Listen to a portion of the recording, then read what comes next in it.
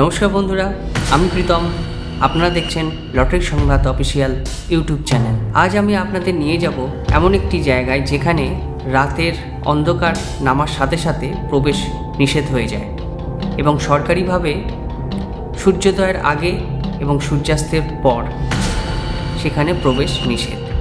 ভারতের রাজস্থানে অবস্থিত ভানগড় ফোর্টে।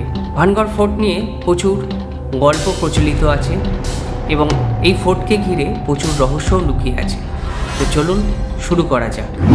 রাজস্থানের ভানগড় ফোর্ট একসময় ছিল সমৃদ্ধশালী রাজ্যের কেন্দ্রবিন্দু। চারপাশ ছিল প্রাণবন্ত শহর, সুখ সমৃদ্ধি আর রাজকীয় আভিজাত্যে ভরা।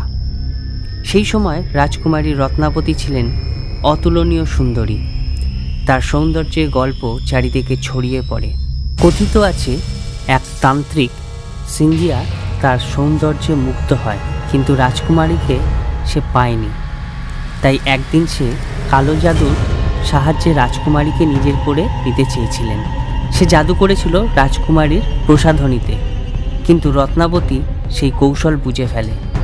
সে অভিশপ্ত তেলটা একটা পাথরে ঢেলে দেয় আর পাথরটা তান্ত্রিকের গায়ে পড়ে যায় এবং তাতে তান্ত্রিক মারা যায়। মৃত্যুর আগে তান্ত্রিক চিৎকার করে অভিশাপ দিয়ে যায়, ভানগড় ধ্বংস হবে, এই নগরীতে আর আলো জ্বলবে না, কেবল শোনা যাবে কান্নার আওয়াজ।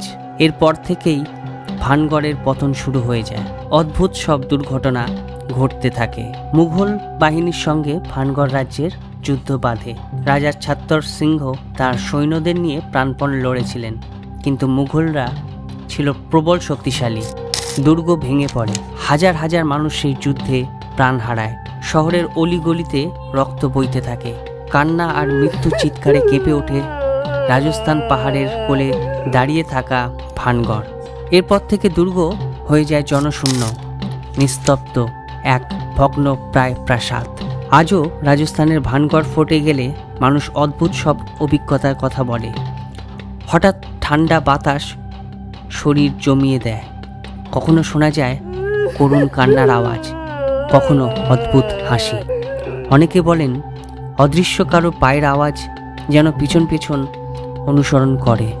শোনা যায় যারা রাতে দুর্গে থাকার সাহস করেছে তারা সকালের আলো দেখতে পারেনি। তাদের চিৎকার নাকি আজও ভানগড়ের দেওয়ালের ভেতর বন্দি। তো বন্ধুরা, ভানগড়ের এই অবস্থার জন্য কে দায়ী? শুধুমাত্র কি তান্ত্রিকের অভিশাপ, নাকি মানুষের ভয়?